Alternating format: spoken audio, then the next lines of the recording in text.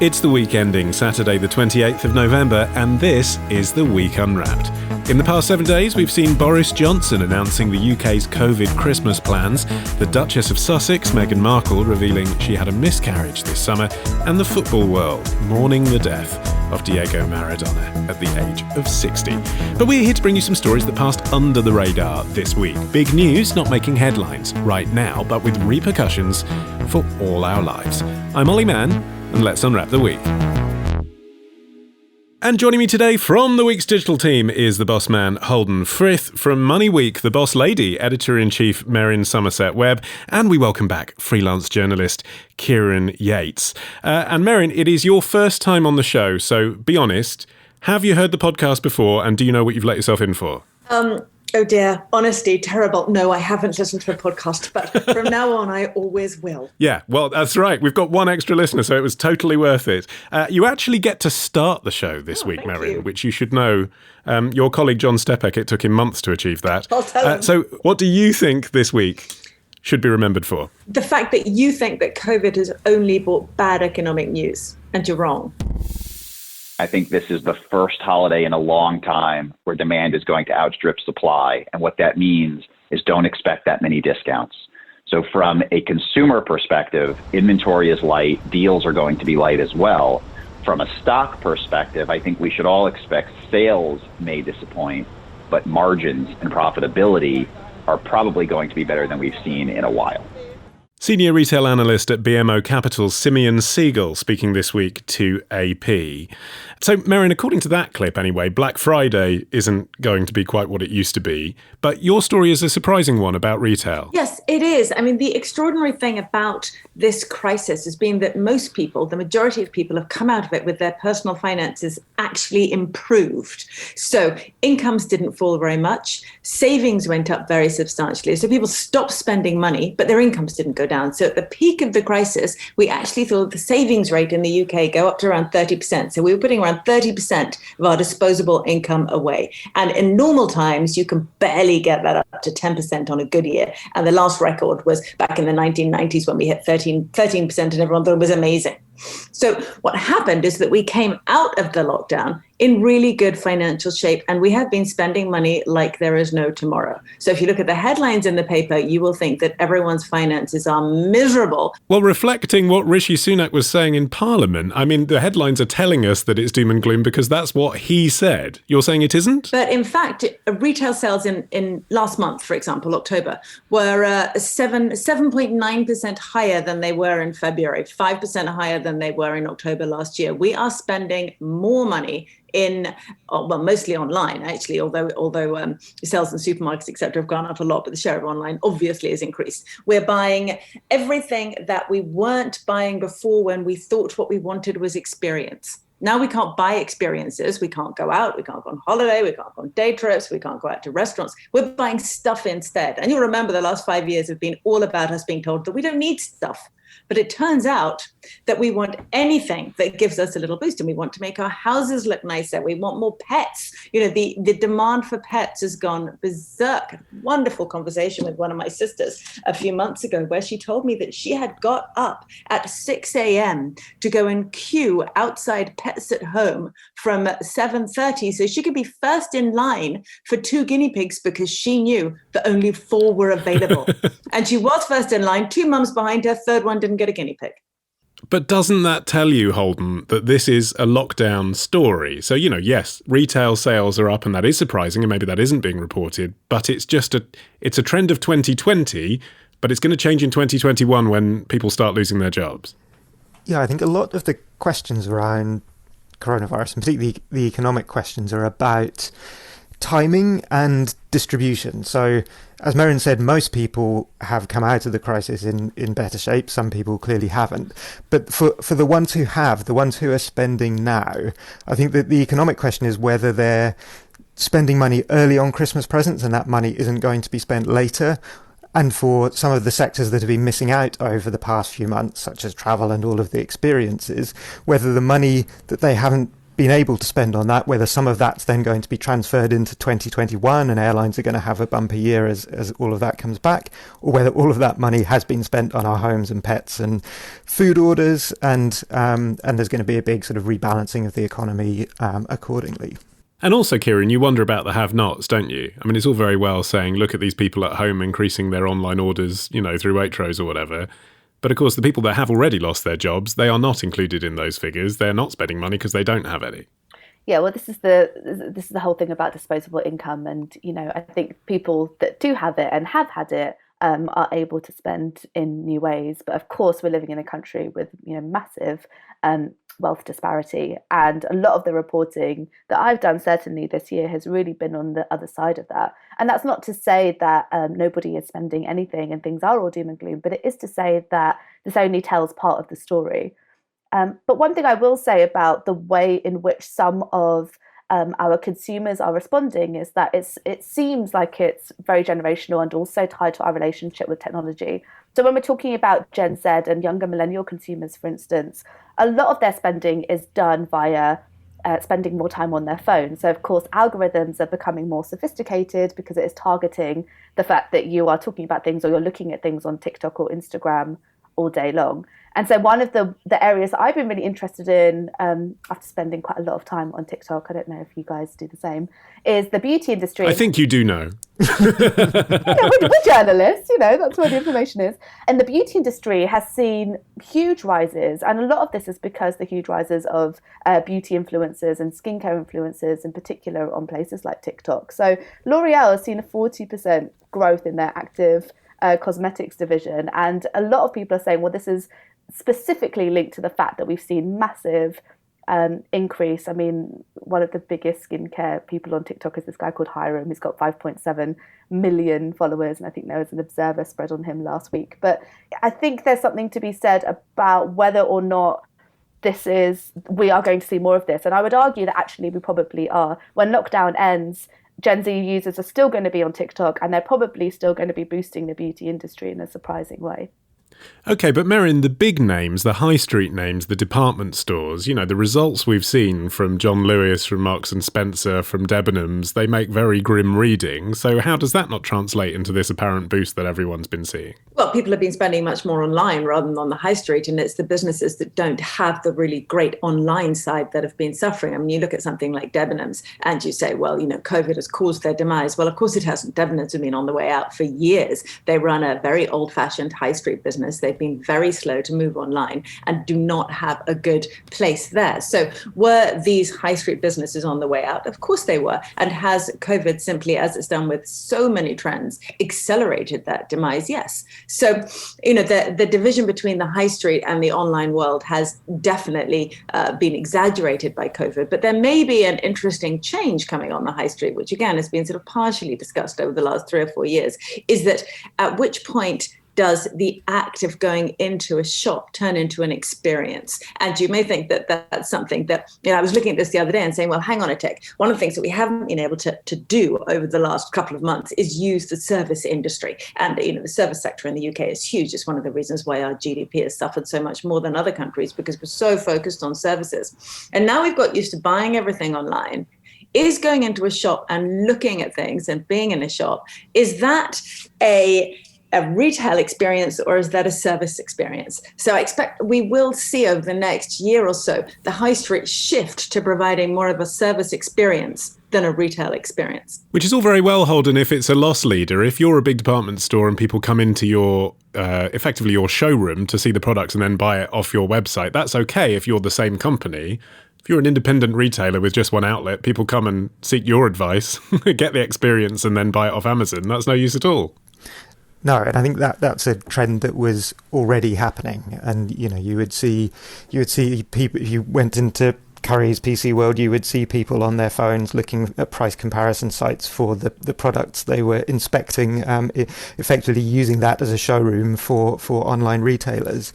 But I think there's a way in which the division between experiences and stuff that Merrin was talking about is breaking down even further. And it's not just that people are opting to buy things rather than go for a retail experience out of the home, but I think they're actually trying to create more of an experience in their home. And part of the increase in spending is around that. Ollie, you were talking to Felicity in our special episode earlier this week about the sort of luxury food deliveries that you can now get sent to your home by restaurant companies. And I can put my hand up and confess to the fact that I've been part of that spending trend, because I think there is that feeling that especially once we knew that we were going to be in this for the longer haul, that you do want to have a bit of a sense of a special occasion in your home. And if you're not spending money on transport and you're not spending money that you would have been spending in restaurants, then you can spend a bit more on something that feels more of a treat than a regular takeaway, and bring a bit of that sense of occasion into your home.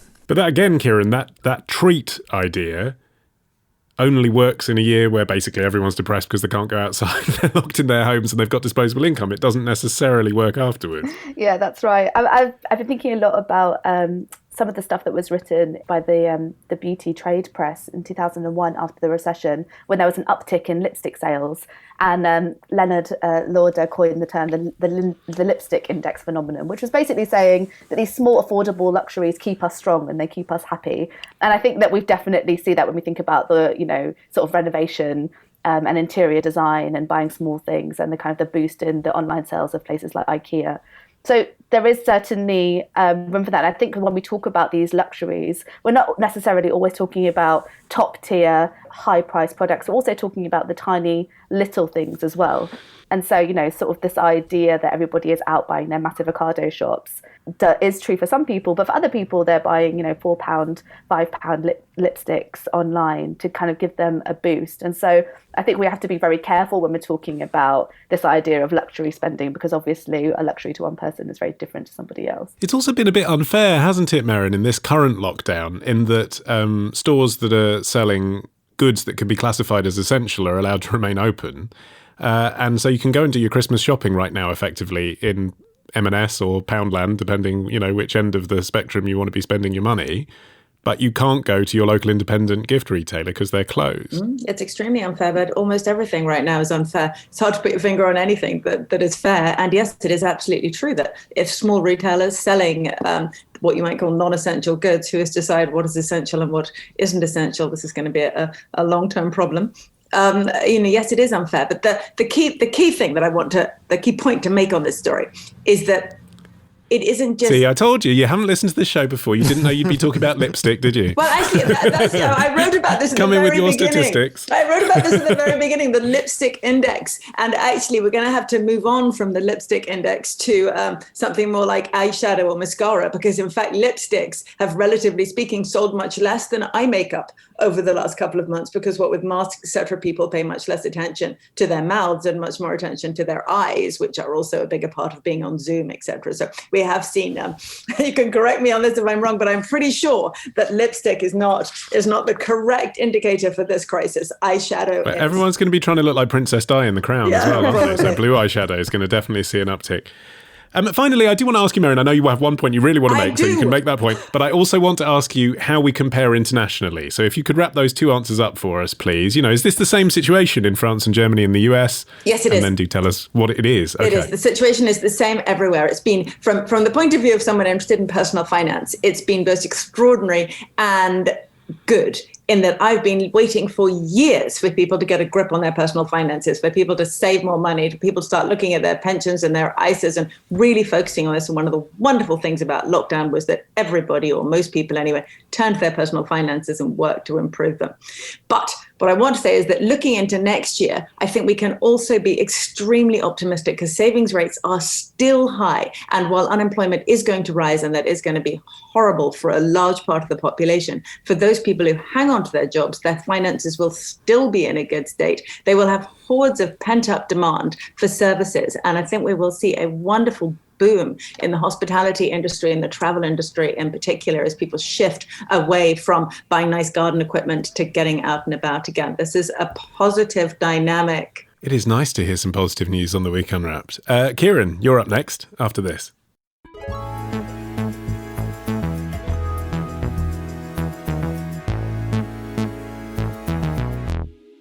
OK, Kieran, your turn. What do you think this week will be remembered for? Is this the week TikTok got less flashy? It's the online challenge reaching new levels of stupidity. TikTok users filming themselves pretending to have a seizure and sharing the videos with millions of users. Louisa Cheatley of 7 News Australia reporting back in April. Kieran, what happened then and what's the story now? So back in April, a portion of TikTok users sort of engaged in this trend where they were aping seizures following the death of a rapper who had died in the same way. And obviously the platform came under a lot of fire about the fact that these kind of existed and these videos weren't being taken down. So just to be clear, they were pretending to have epileptic fits as a prank, basically. Yes. Some people were saying it was kind of in homage and they were playing the rapper's music while they were doing it. And some people were saying, well, they were raising awareness of this. Some people were saying they weren't. And, who can in questionable taste, whichever side of the debate you fall there, Well, yes. I mean, who can know what TikTok creators are thinking on any given day? OK. And then what's happened this week? This week, TikTok announced that it's rolling out a new feature which will allow people with photosensitive epilepsy to basically skip using a skip all function. So if there's flashing lights or kind of certain irritable visual patterns, a warning message will flag up and then you can skip it. Now, it seems like this is an obvious response to some of the criticism that they were getting, but also I think that there's something to be said about the kind of the general usability features that we talk about when we use social media and the way that and the direction that is moving in, which is really interesting to me. Because the Epilepsy Society, I know, had called on YouTube and Facebook last year to add similar safeguards to this, to use AI to detect when there would be epilepsy-triggering photosensitive images. And they say they haven't had a response, basically.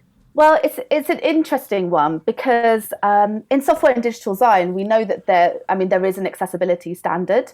And so whether or not, they were aware of this and, their developers and coders were kind of having conversations already on how to implement that, or whether they were ignoring that is kind of up for debate. But I think from my perspective, it feels like these were initial conversations that they were having and there was a coding conversation that was being had. So there's a couple of ways that we, lots of able-bodied people don't realise that this is being written into code. So we know that, this year, I think Twitter has added kind of closed captioning on their videos, kind of alt text for images across the web. Lots of webs use web accessibility initiatives, which is kind of 3 tiers, and most people adhere to them. And that's everything from using bigger letters, spacing, voice recognition, customizable tech preferences, all the kinds of things that we're aware of or that we see or we may not be aware of. I mean, it's one thing to say most people use them, Holden, isn't it? And that's true if you're talking about, The Guardian or the Huffington Post or something. But if you're talking about individual social media user, sometimes the onus is on them to do this stuff, to decide to tick the box to have closed captions or to provide alternative text. And I guess a lot of users, frankly, don't care about the minority of people who would have accessibility issues with their content. But also they just may feel, this isn't my job. Do you think it is the platform's job to intervene as TikTok have done? Or do you think the onus should be on the users uploading to the platform? I think in this particular case, it does make sense for the platforms to be involved because it's relatively straightforward to detect the sort of light patterns that could trigger this potentially life-threatening condition. So there's an easy technical solution, and it is a real health problem, and so it feels that combination is relatively straightforward and uncomplicated. I think where it gets more difficult is in either the sort of misinformation question, where there's a very similar argument about should it be individual posters or should it be networks who are intervening to flag misleading or potentially harmful information, or even just the more general question about trigger warnings and using terminology referring to violent behaviour or other issues which might cause people to just to react badly, and those sorts of things. It's so much more difficult to settle on a universally agreed standard that I think and also the potential disadvantages of a platform just deciding you may not talk in this way about these things.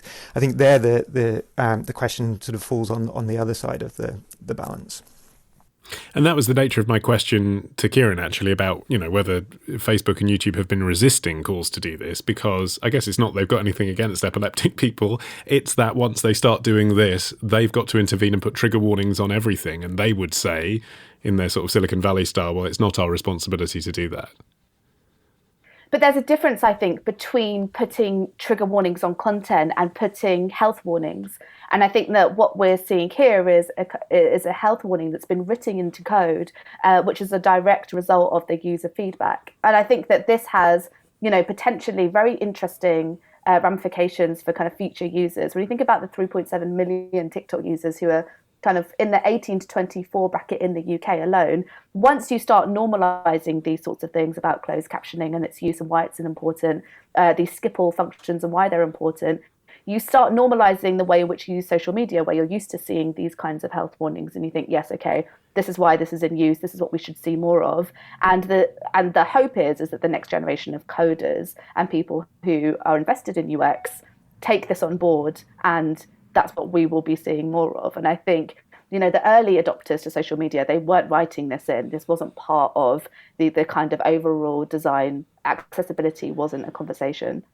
But Merin, suicide is also arguably a health warning issue, isn't it? I mean, so that's the same thing, isn't it? If we know, if there's a study saying people that are exposed to this image or this line of thinking are more likely to consider taking their own life, then you could argue that's a health warning that should be there too.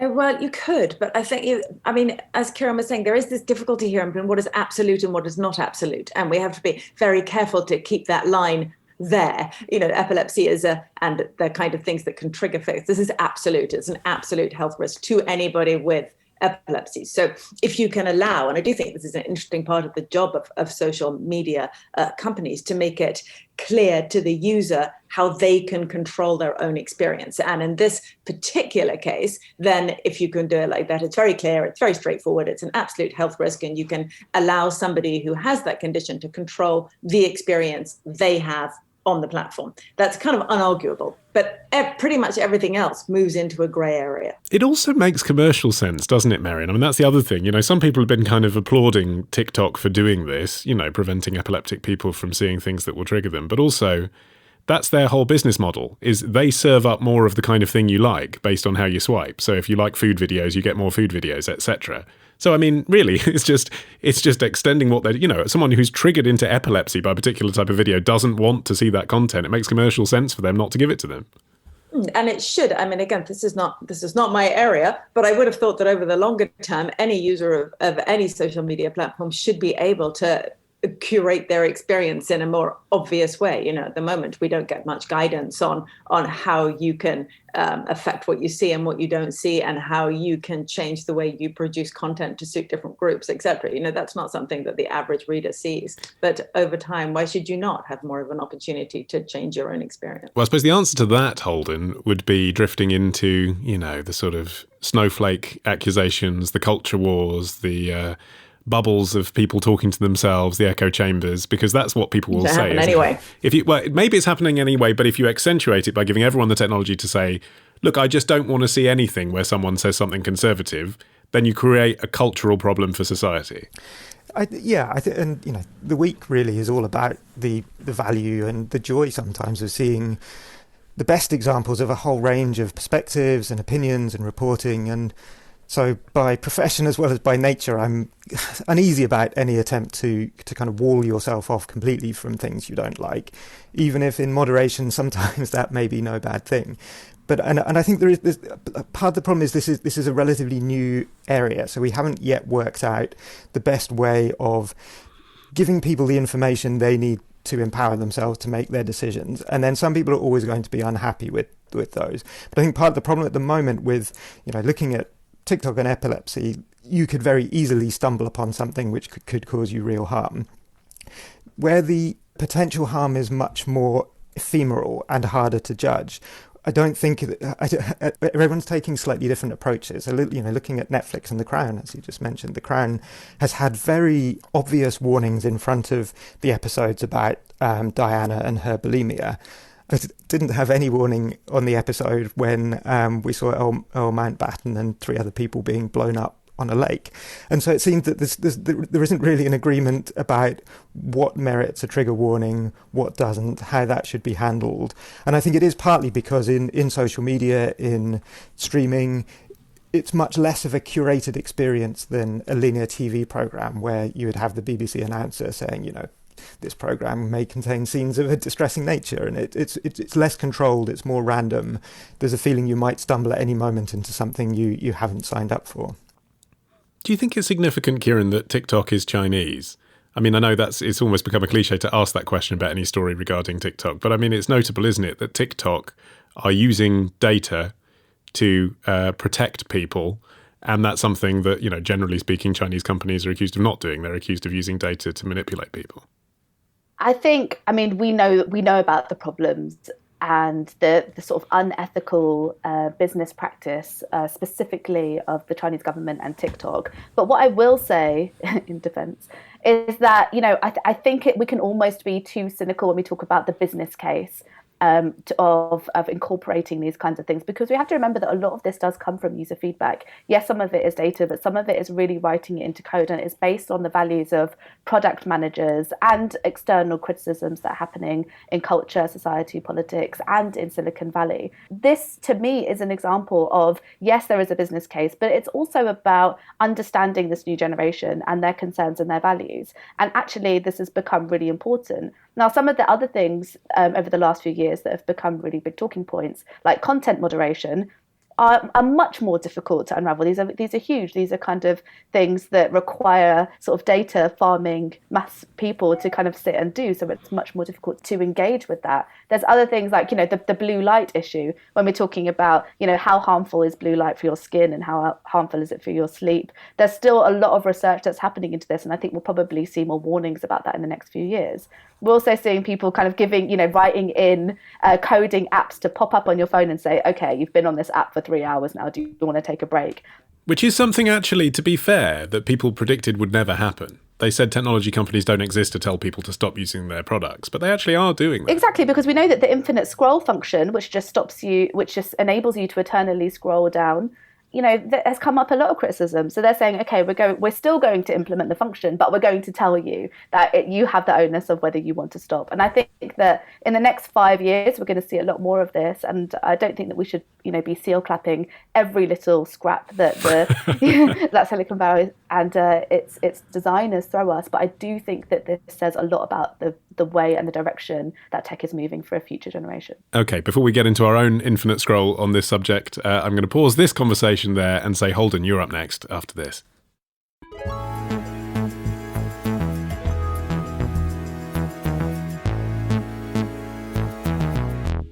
Holden, you are finishing the show. What do you think this week will be remembered for? It's the week Germany hitched its wagon to hydrogen. In June this year, Germany's parliament approved the government's national hydrogen strategy, greenlighting €9 billion to help make hydrogen a key sustainable energy. We've drawn up an economic package that is clearly not just a Band-Aid, it's a plan for our future. And that gave us the chance to push forward with our hydrogen strategy and bolster it with enough money to make sure it works. Member of the German Parliament, Rudiger Kruse, sounding a bit like he's being redubbed by Tom Cruise there, speaking to Deutsche Welle in September.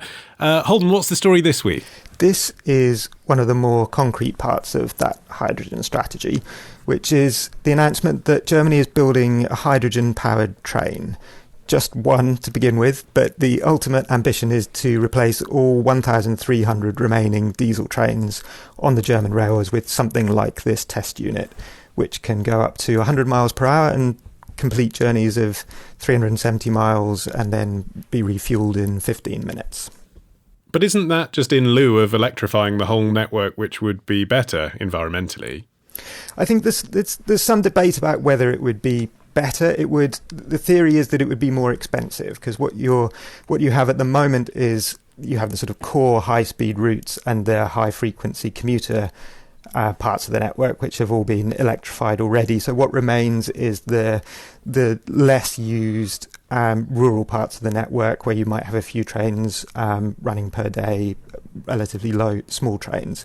And so on those, the cost benefit analysis of putting in electrification, which would mean overhead power cables on these parts of the network where you've got level crossings and so on, that in the long run, the theory is it's going to be more effective, more efficient to put hydrogen-powered motors into individual trains instead. Okay. And for those of us who are listening to this thinking, well, so what? I'm not a train nerd and I don't work for Siemens and I don't have a contract with the German government. So what? I mean, what's the story here? Why does this have implications for all of us? The reason it caught my eye is because I think for a futuristic technology, hydrogen actually now feels quite old-fashioned. It's something that used to get talked about a lot, I would say 15, 20 years ago. I can remember writing stories which were suggesting that hydrogen cars were going to be the future. And in fact, I dug out an old Wired article from 1997 which said that hydrogen's emergence as a predominant technology appears just short of inevitable. The same story reported a claim that by 2005 Mercedes would be producing 100,000 hydrogen-powered cars every year. In fact, they only ever made a few hundred for promotional purposes because they just turned out to be too expensive to sell to the public, and they killed off their hydrogen project earlier this year. So I thought it was interesting that hydrogen in some uses is making a bit of a resurgence, and actually it may find a niche in the green environmental economy of the future, just not perhaps the one we thought it would.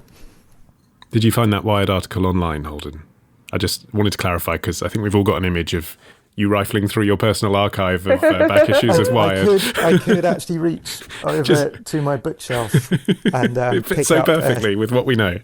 Merrin, I did notice when the UK government announced their curbs on new petrol and diesel cars by 2030, which was one of the big announcements of the last month, wasn't it? That suddenly the news reports were saying all new cars would have to be electric or hybrid or hydrogen powered. And I did kind of think to myself, hydro what now? Like, no one's mentioned hydrogen, as Holden says, for such a long time.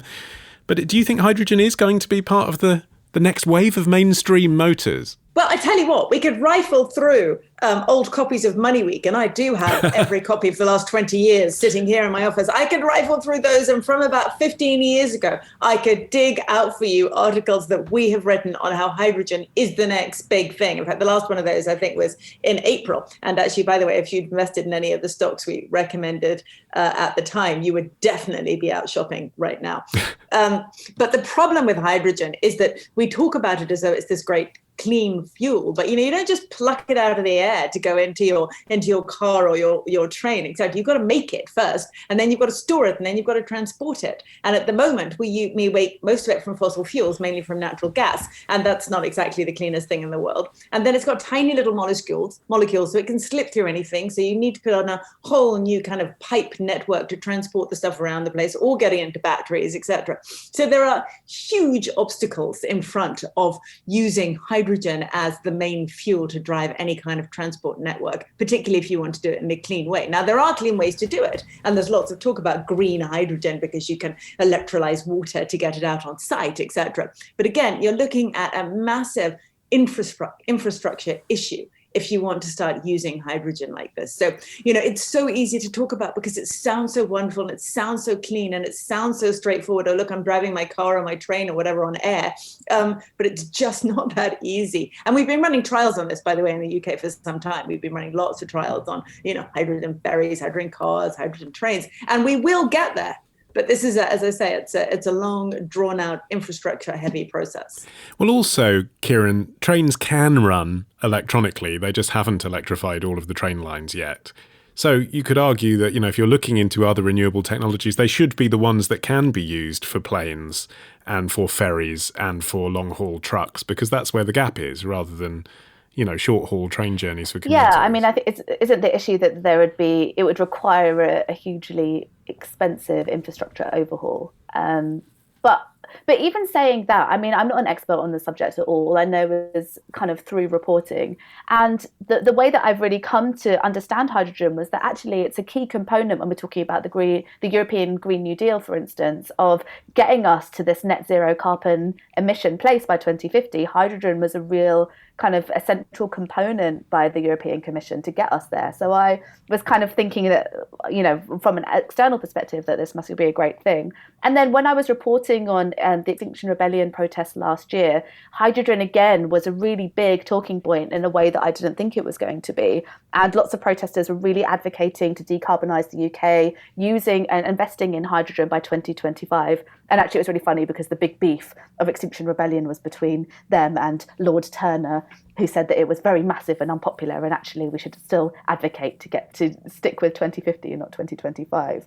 But, you know, that people were holding signs talking about hydrogen burning radiators, and, you know, it was a kind of, it felt like a very present, very energizing conversation point. And I think I agree with Holden, where I thought it was sort of this optimistic idea, which like 10 or 20 years ago we were talking about hydrogen. But actually, I think this has really come in and ignited people's excitement and thrill about using this. Well, that might be the case for the frontline Extinction Rebellion process, but Holden, the general public haven't received this PR message, have they? I mean, you know, they may have seen the ads for Jaguar's E-Pace, but they haven't got their head around the idea that hydrogen's the next big thing. As I say, it's a surprise when you hear someone mention it still. Yeah, and I think that is probably because the role of hydrogen is much less likely to be on the consumer front line. It feels, for the moment, that battery-powered electric cars have really won that particular race. And in fact, there is some unease amongst green transport analysts about wanting to reintroduce hydrogen to consumers, because it will then create more confusion and perhaps encourage people to hold off making a decision if they feel that there are two competing technologies. Whereas most analysts seem to think that for the way most people use their cars, which is relatively short journeys, plenty of time stationary where they can be charged, electric lithium-ion batteries probably do make the most sense. Where hydrogen has a role is in long-distance lorry transport, where there isn't the range in batteries. You can refuel a hydrogen tank much more quickly than you can recharge a battery. And then also, as you say, in the longer term, things like aeroplanes, where you need a much higher density of energy than you can at the moment get into a lithium battery, and you need it to be much lighter. Is it more dangerous in a plane? I'm giving a completely layman's question. But I mean, you know, the reason we don't have nuclear power on planes is because they then become bombs, basically, don't they? What happens if you put a hydrogen engine on a plane? There is the Hindenburg example, which shows that there are certainly risks. But I think there are risks involved in jet fuel too. That is also explosive. So I think it's open for debate which is safer, which is more dangerous. But there's also a public perception issue, and the perception of risk is as important as actual risk there. So there would definitely be a PR battle to be fought. And Merrin, you mentioned, investment opportunities in hydrogen, but there have been examples of companies that have really been stalling as well. I mean, Wrightbus, who pioneered the first hydrogen-powered double-decker bus, was rescued from administration at the last moment. So, I mean, is it a safe place to put your money if you don't know a lot about the subject? Well, as I say, it is one of those things that has been going for a long time, and you've had companies that have been working on hydrogen as power for 15 years, and that takes an awful lot of capital, and you have to have a market belief in what you're doing to keep that money coming in. But there is now a wave of money behind this. If you look at any of the big investment banks, they'll all have a hydrogen report out of some kind or the other, and talking about the ways in which you can invest in not just the technology itself, but in the infrastructure around the technology. And the transport of the technology, et cetera. So, yeah, I think this is a really interesting area for investment. And as I say, we have written about it a lot in Muddy Week. So if you're really interested in the investment implications for it, then that this is not the place for it, but that is. And another question about China, Holden, I guess. Most of the batteries are coming from China, aren't they? So in a sense, does it make sense for Europe to look into other innovations because we can't compete in electric? There's definitely a political aspect to why this is happening in Germany, I would say, and particularly Germany within Europe. And that's partly because the German energy mix is actually remarkably dependent on coal still, in a way that in the UK it isn't really at all. And that has created a real incentive, and in fact a requirement under EU law, for them to find other greener sources of replacements for fossil fuels. But also German car companies have been caught on the hop a bit in the race for battery technology. So most of that innovation has happened in the States with Tesla and a few other companies there, but yes, also in China, in Japan, in South Korea. And so I think that the German government would really like to develop a homegrown green technology that can compete on the international market. Okay, well, it's time for us to stop before the batteries on my portable recorder run out. I'm just running on AA's, I'm afraid, but they are rechargeable. That is it for this edition of The Week Unwrapped. My thanks to Holden, to Kieran, and to Merrin. Very promising debut, Merrin. Do come again. Thank you. We'll be back next Friday. You can subscribe for free using your podcast app of choice. Just search for The Week Unwrapped. I've been Ollie Mann. Our music is by Tom Morby, the producer Matt Hill at Rethink Audio. And until we meet again to unwrap next week, bye-bye.